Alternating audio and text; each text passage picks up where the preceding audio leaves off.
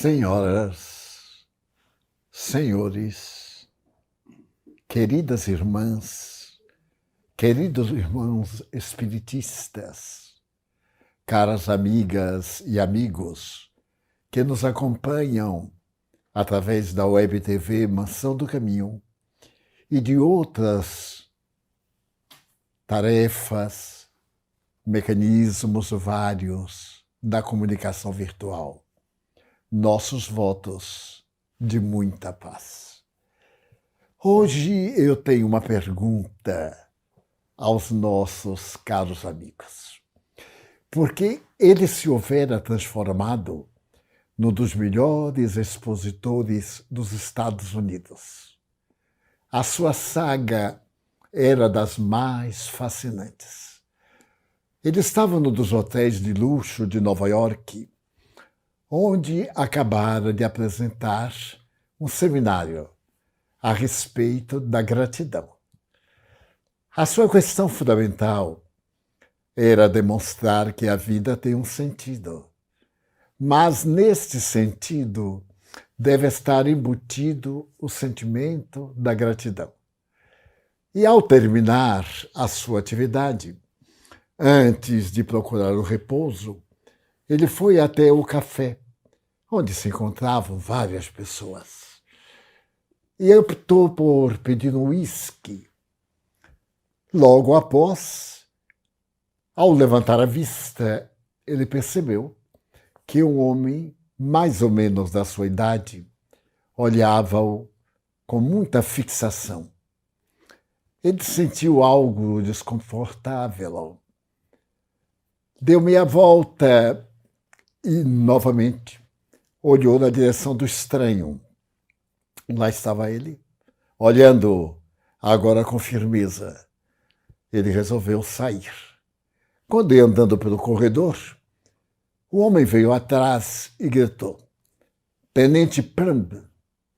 Ele teve um choque. Aquele homem era seu conhecido. Voltou-se e o homem disse: Eu sabia que era o tenente Charles Plumb.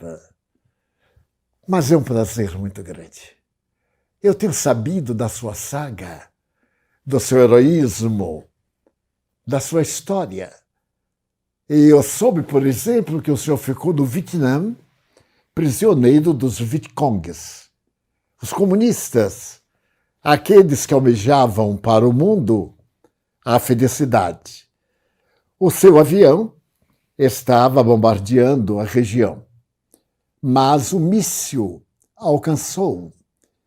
E quando o avião estava em queda, o senhor acionou a poltrona e teve a sua vida salva, mas caiu em território inimigo.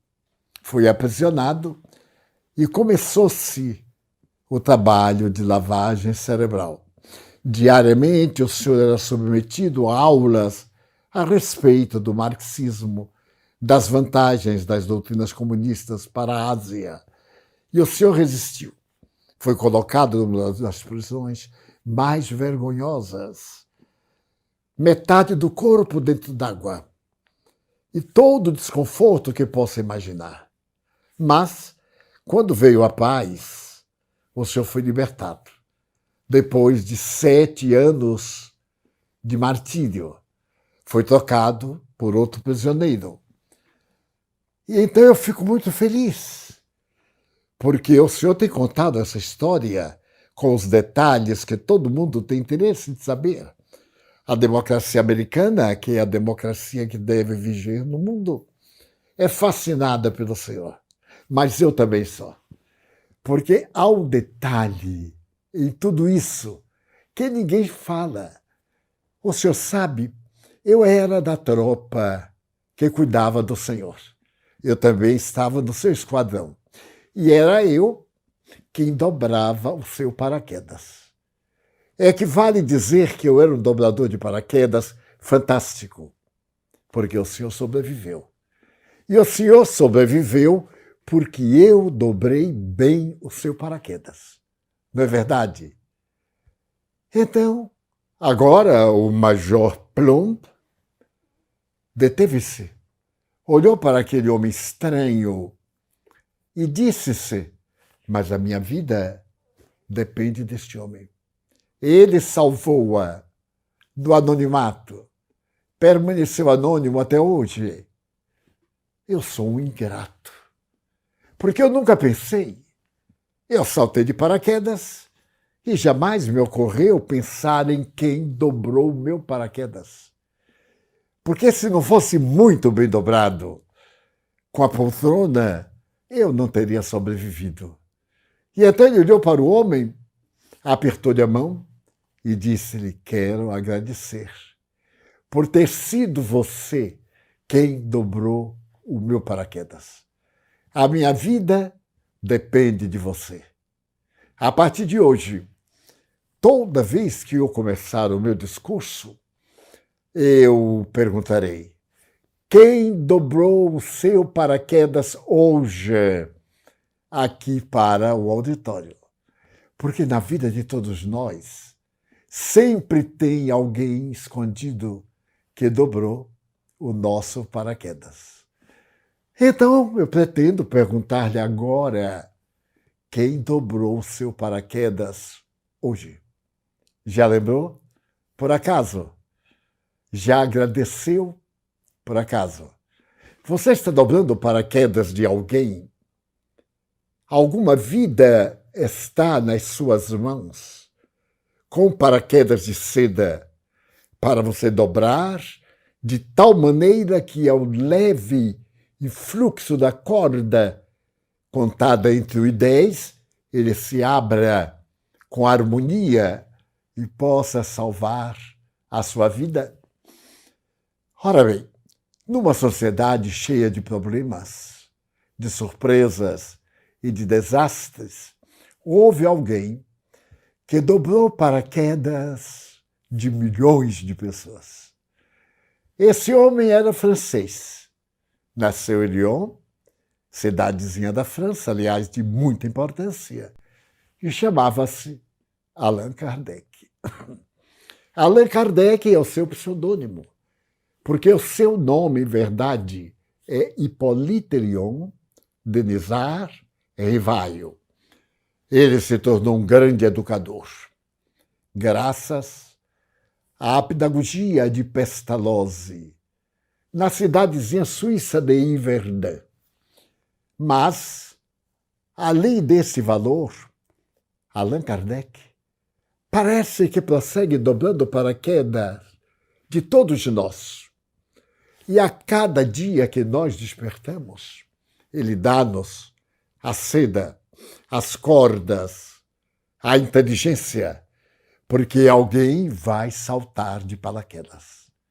Neste mundo agitado, cheio de conflitos, de desconfianças, nós temos que confiar naquele que dobra o nosso paraquedas.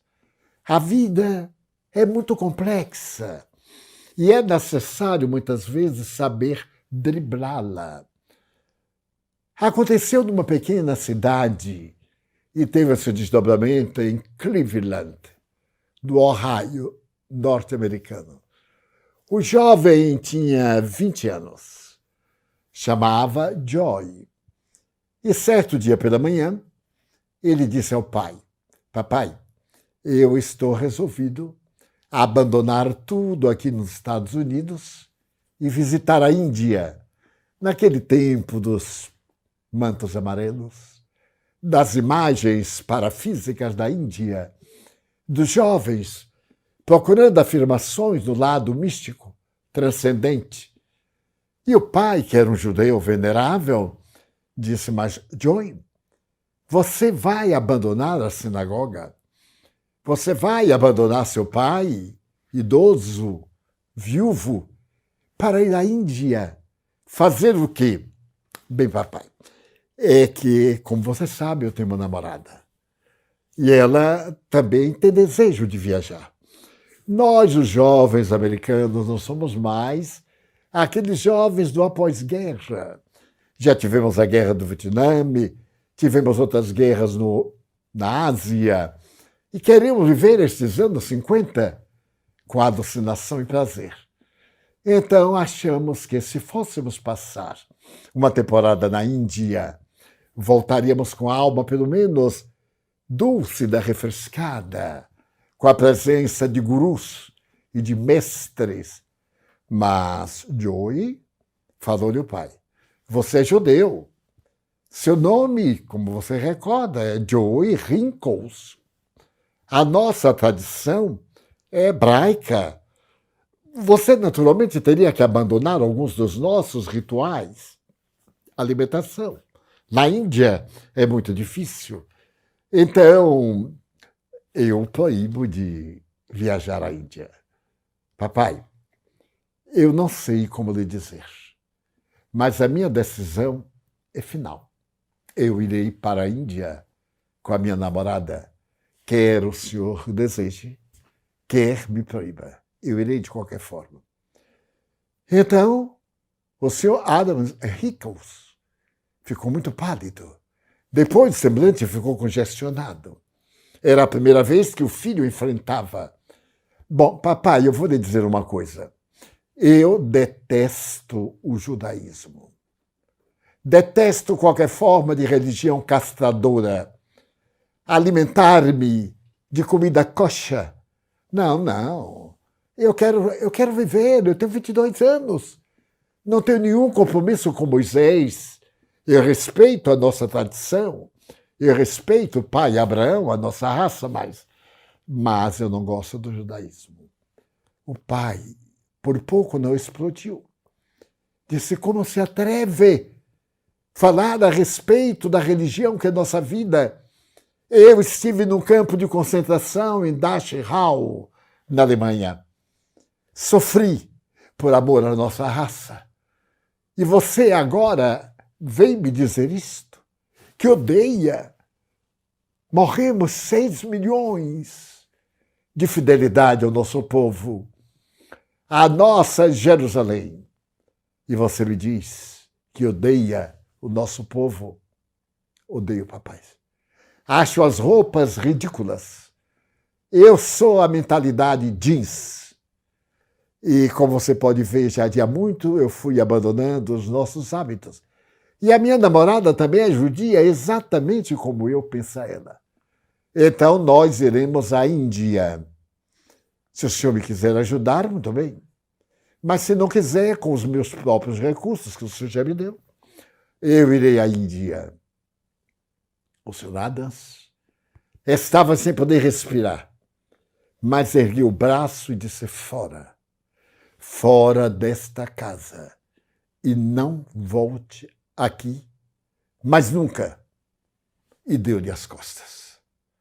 Ele era muito jovem, sabia que a reação ia ser mais ou menos essa. Sabia que seu pai era radical. E a verdade é que dias depois, ele e a namorada estavam na Índia, na cidade de Calcutá. Ali eles fizeram relações, frequentaram templos, decepcionaram-se com as novas exigências das ritualísticas, as fantasias, os gurus, e estava vivendo já. Fazia 7 anos. Estava ele na rua Calcutá, é a segunda cidade mais populosa da Índia, mais de 20 milhões de habitantes, já naquela época. Então, ele encontra com um amigo. Mas não é possível. Como se pode sair do Ohio, na América, de Cleveland, e encontrar um amigo, um colega de escola em Calcutá? O amigo, quando viu, disse, mas eu não acredito. Está explicado o mistério do seu desaparecimento. É o senhor Adams. Explicou que o filho havia viajado e morrido. É a notícia que nós temos em Cleveland. Então, ele sorriu muito. Abraçaram-se. Mas que prazer! Convidou-o para ir à sua casa fazer um lanche. E estavam conversando, disse, meu Deus, que pena que o seu pai morreu, sem saber que você está vivo. Um choque. E disse, mas papai morreu? Morreu. Seu pai morreu. Bem, ele teve uma morte estranha. Você não soube? Não. Quando eu viajei, não deixei endereço. E deve ter sido por isso. Mas a morte estranha, como? Bom, ele ficou triste, muito triste. Parece que ele foi vítima de uma depressão. E ele resolveu viajar a Israel. E veio a velha Jerusalém.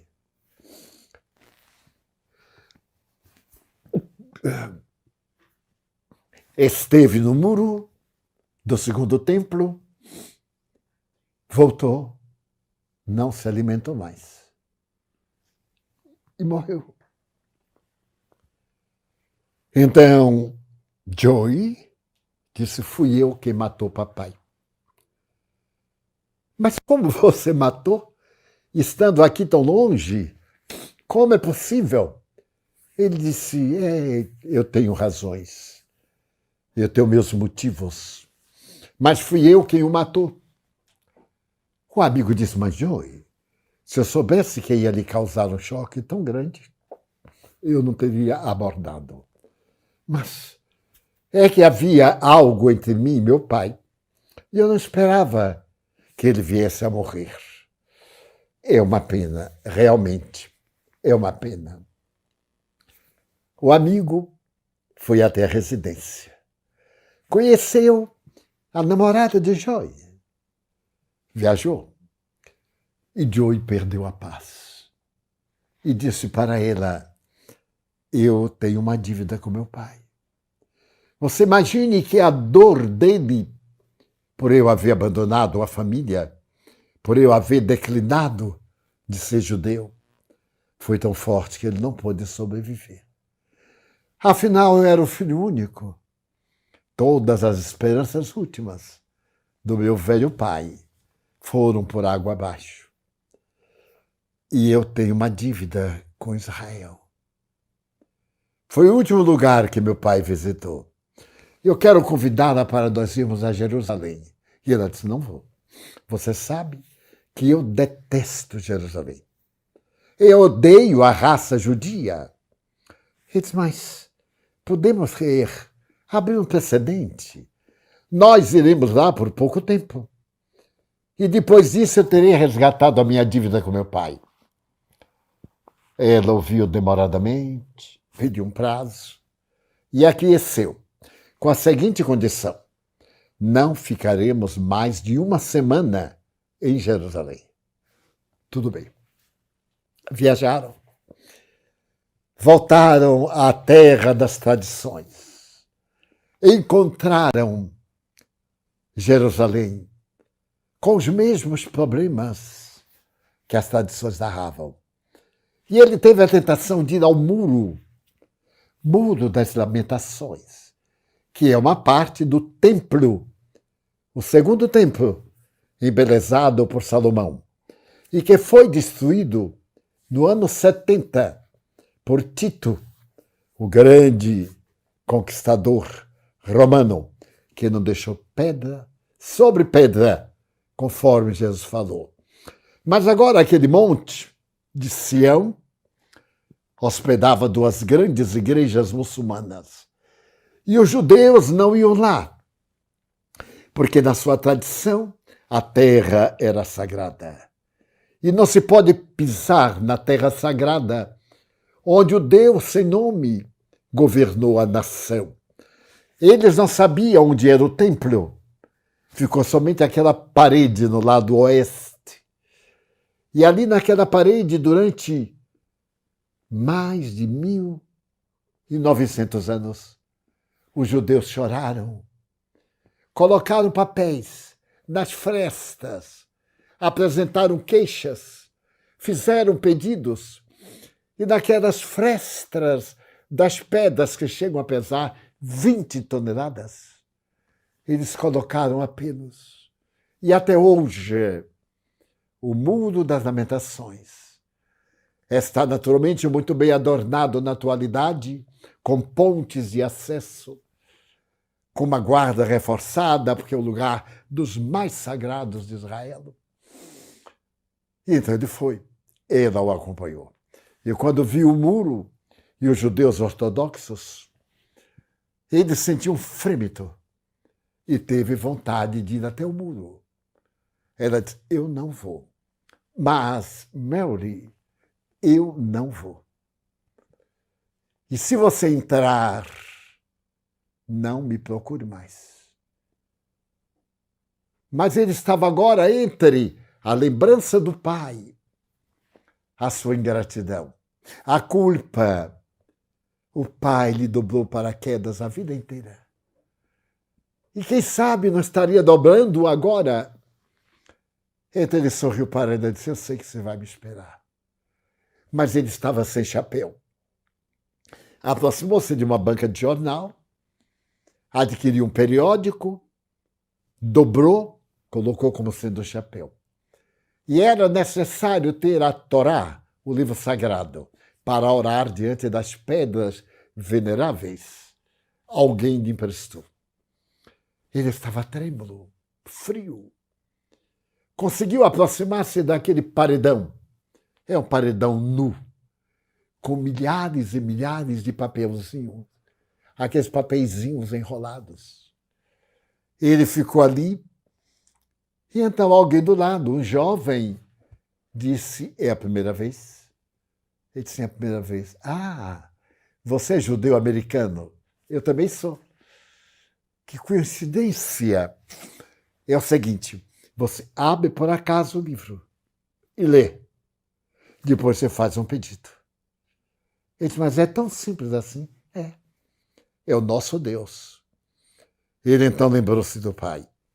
Abriu o livro e leu de trás para frente, no sentido oposto dos ocidentais. As lágrimas lhe vieram aos olhos. Ele lembrou-se do Sr. Adams. Era austero, mas era um pai devotado, amigo. Lembrava-se do seu semblante amargurado. Nunca mais ele viu o pai. Então ele escreveu. Disse, eu queria botar um papelzinho. O amigo lhe deu um pedaço de papel e ele escreveu, papai, eu sei que é tarde, mas perdoe-me, papai. Eu não fiz por mal. Eu era mais jovem, 7 anos. Era imprudente, era precipitado. Eu não podia imaginar que isso lhe atormentasse tanto.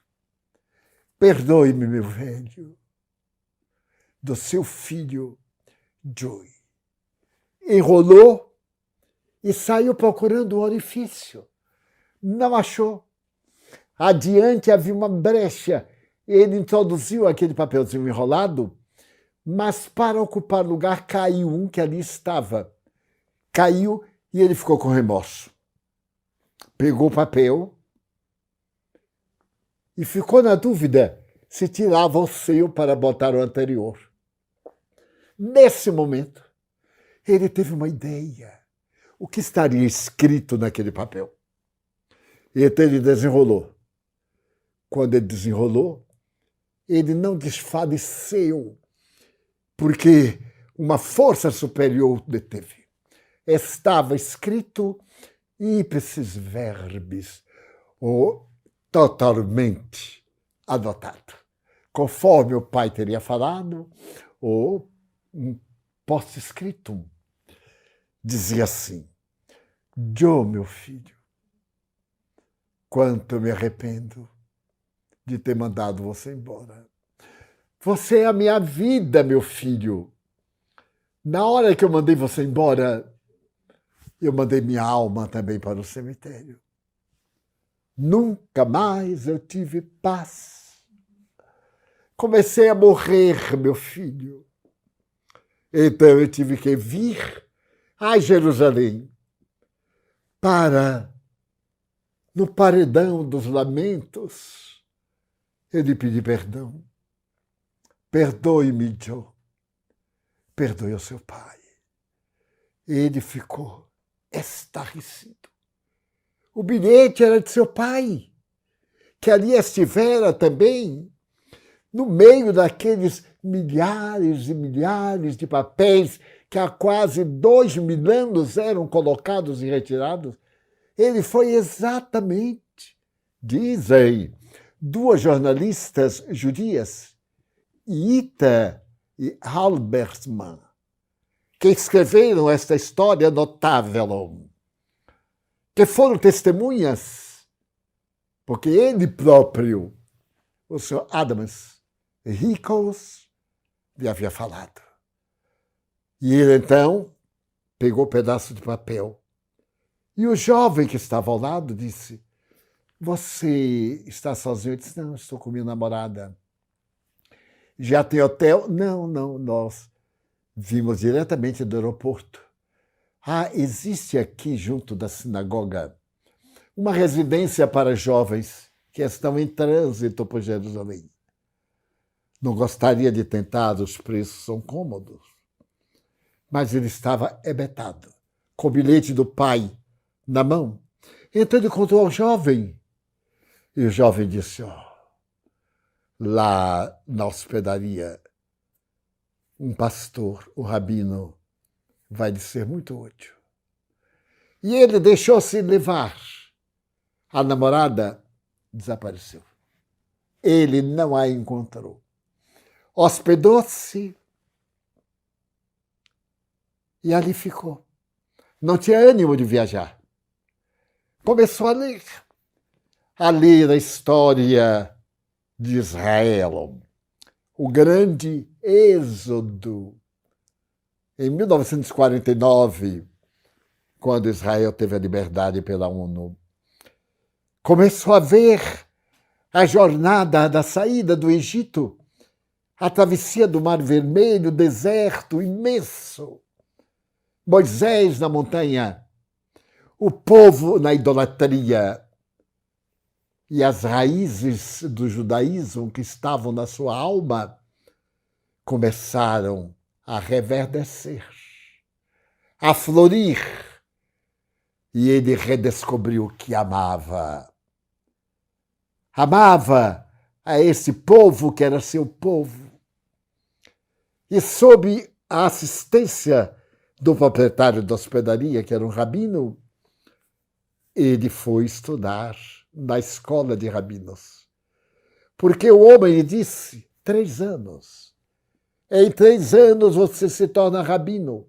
Volta à América, refaz a sua vida. E ele não tinha o que fazer, nem namorada.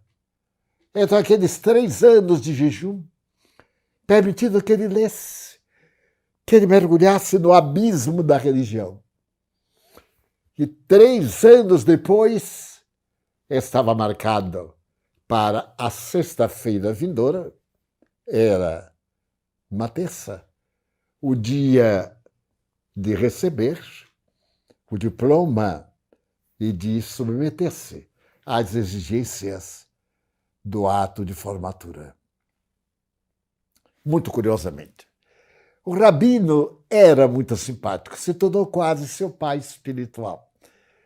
E o rabino lhe disse, Joey, há uma coisa, não se pode ser rabino solteiro, porque você vai falar sobre família, vai falar sobre filhos, vai ter que educar família. E Deus disse que nós seríamos mais do que as areias das praias do mundo. Então nós temos que ter muitos filhos. Você tem que se casar. Ele disse, mas com quem eu me vou casar? Não conheço ninguém, a não ser algumas colegas, sem nenhum motivo, sem nenhum entusiasmo. Com quem me vou casar? E ele disse, minha mulher é uma casamenteira. Aliás, todas as mulheres o são. E se eu lhe levar em casa, ela é encarregada de preparar esposas para rabinos. E ela já me disse, olha, eu tenho aqui uma moça, que é o tipo para o seu futuro rabino. Traga-o aqui para o apresentar.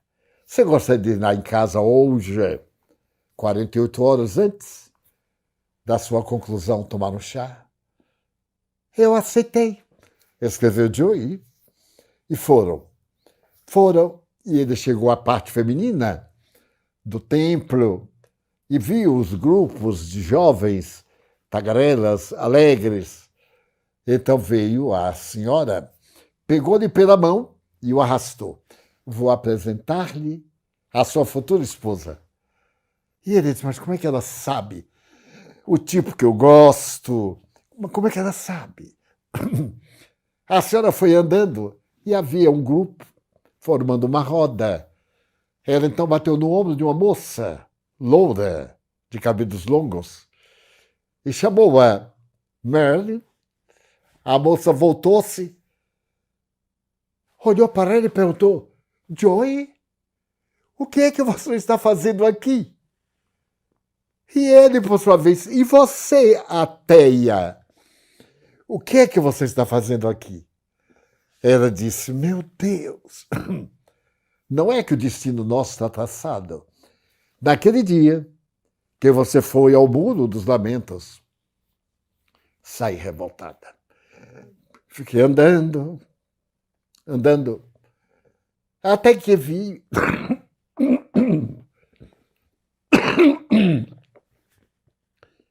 uma hospedagem para jovens femininas.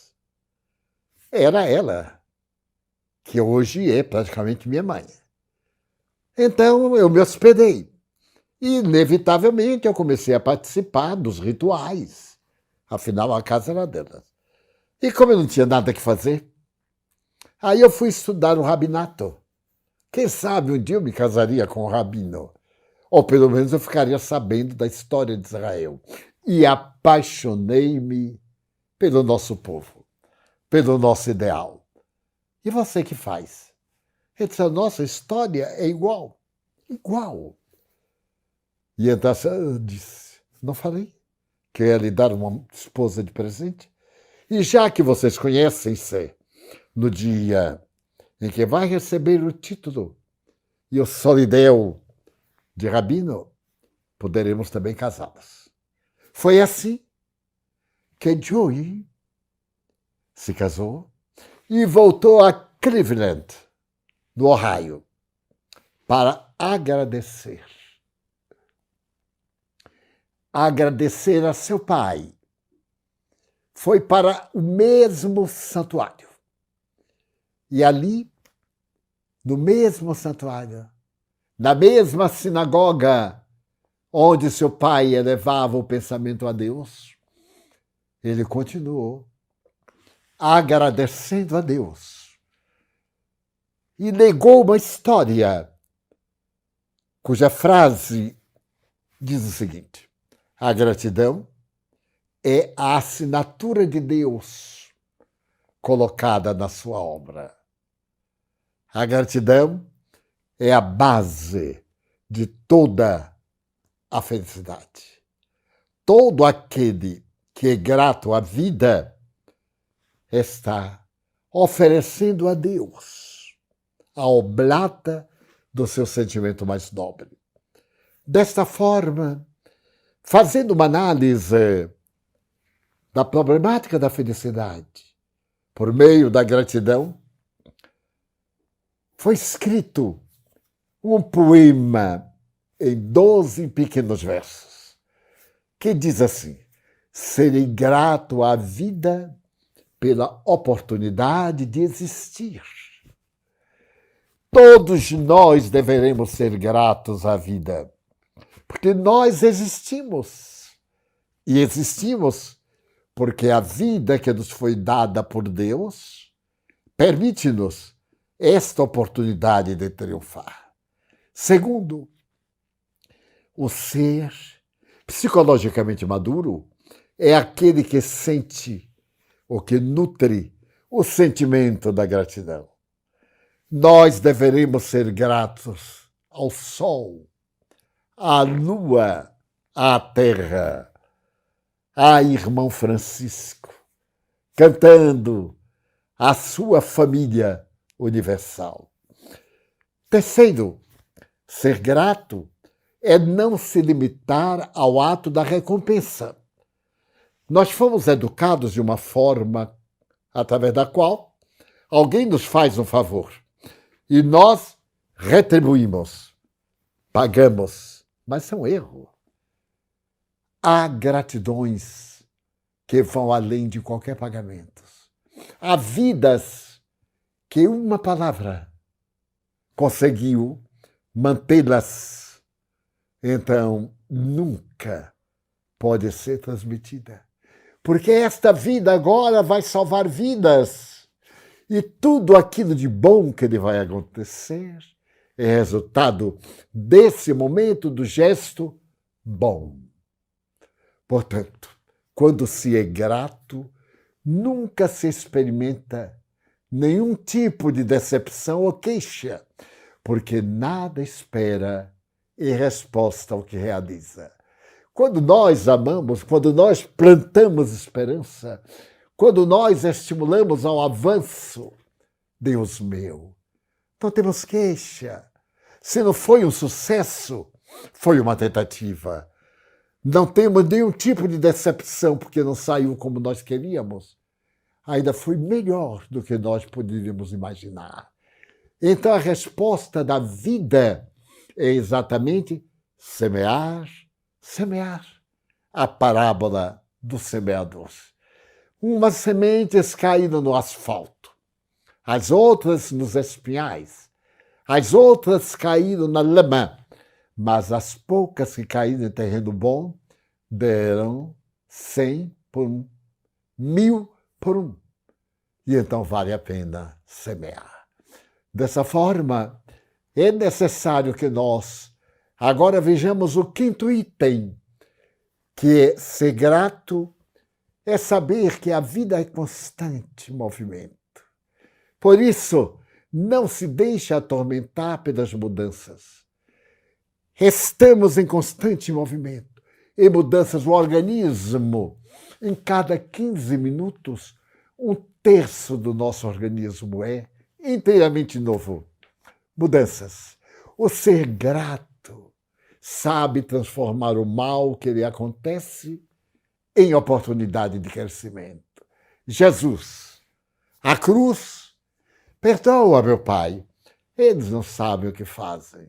E a ressurreição. A ressurreição é a gratidão de Jesus à crucificação. O ser grato é humilde e sente alegria imensa em servir.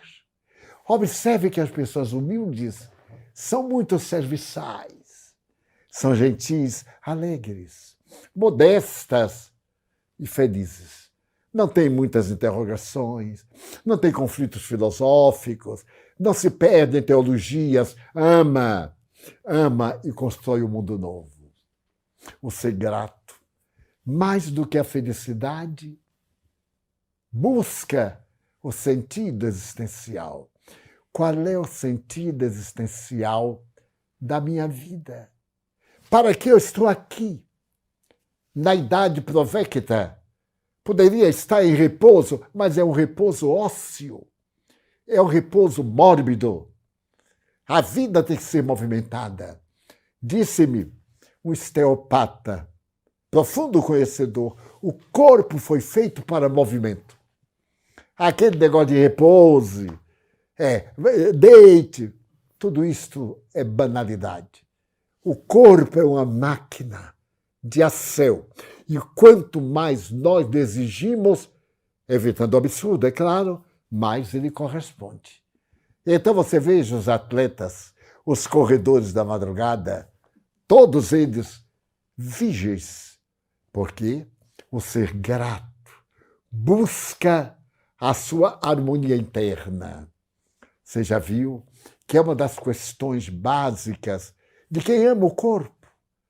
E a lei divina é amar o próximo como a si mesmo. E começa o amor a si mesmo amando o corpo, que é o nosso jumentinho, o jumentinho de São Francisco.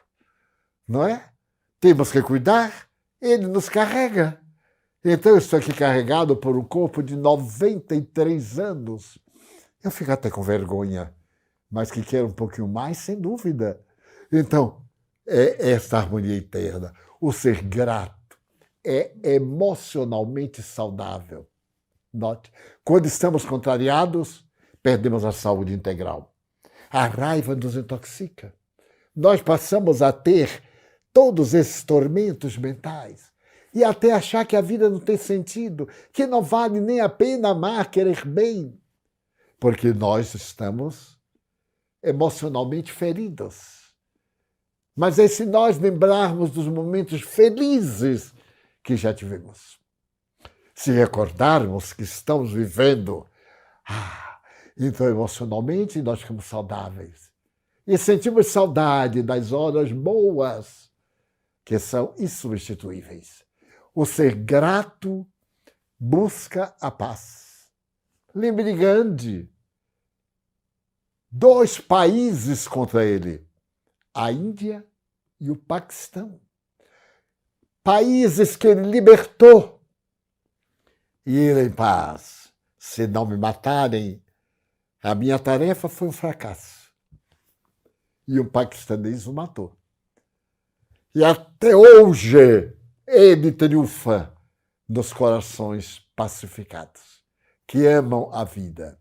Por fim, o ser grato torna-se instrumento da ação divina. Permitam-me uma reflexão. Quando Joey chega ao muro de Jerusalém, odiava o judaísmo, e tem vontade de entrar, há uma cerca, hoje de metal, a uma distância de 50 metros do muro, uma porta de acesso, um rabino distribuindo chapéus, emprestando a Torá e etc. Porque é o momento glorioso da alma, o lamento e a gratidão. Eu tenho certeza que o Sr. Adams, o pai, inspirou, levou até as pedras. Eu não vos deixarei sós, disse Jesus. Eu tenho outras ovelhas que não são deste rebanho. E o mesmo Sr. Adams, naquele mundo de pedidos, levou o filho a pegar a mensagem que ele deixou escrita poucos anos antes. Ou então, o mundo é feito de estúpidos acasos, de coincidências que não têm o menor sentido. E foi o Sr. Adams que os acompanhou e levou o filho de volta à cidade que ele havia desertado por um capricho, por uma briga doméstica tão banal. Então, é de voltar à questão inicial. Quem dobrou seu paraquedas hoje? Você é grato à pessoa que dobrou seu paraquedas? Você é grato a todos aqueles que ao longo da vida ajudaram-no? Periodicamente, eu fico reflexionando como é que o menino de Feira de Santana, de família modestíssima, quase analfabeto, com os cursos primários, pôde encontrar Jesus nesse labirinto de teologias e de religiões. E teve uma existência tão larga para poder implantar a mensagem deste homem não crucificado. O nosso Jesus é o da montanha, é o Jesus alegre, que recebeu pedradas e devolveu com flores. Eu sempre me lembro de uma paráfrase linda de Tagore. A violeta, quando é pisada pelo cavalo, devolve a destruição perfumando-lhe a pata. Jesus devolveu a cruz falando da manhã radiosa da imortalidade. De nós, depois que atravessarmos esta noite que se alonga, de vencermos esses desafios morais que nos aturdem, de adquirirmos certeza na imortalidade, porque isso logo passará. Tudo passa. Encontrarmos nossos afetos para sempre sempre fruirmos o paraíso da paz e não nos arrependermos de todo o bem que nós fizemos. É a mensagem do Espiritismo. Sê tu quem ama. Que bom. Sê tu que distribui perfume. Sê tu que perdoa. Mesmo que te doa na alma, perdoa. Desata o nó e fica livre. Sê tu aquele que segue Jesus. Então, pedindo que você pense, caro amigo telespectador, internauta, pense bem em quem mais de uma vez, ou apenas uma, dobrou seu paraquedas e agradeça. Se não o agradecer por não o encontrar ou não saber onde está, não faltam pessoas que vão saltar de paraquedas, cujo tecido está nas tuas mãos, para que dobres e na hora do perigo ele salte com segurança. Tenha certeza de que ele cairá em terra firme de amigos do coração. Desejo-te uma boa viagem de paraquedas.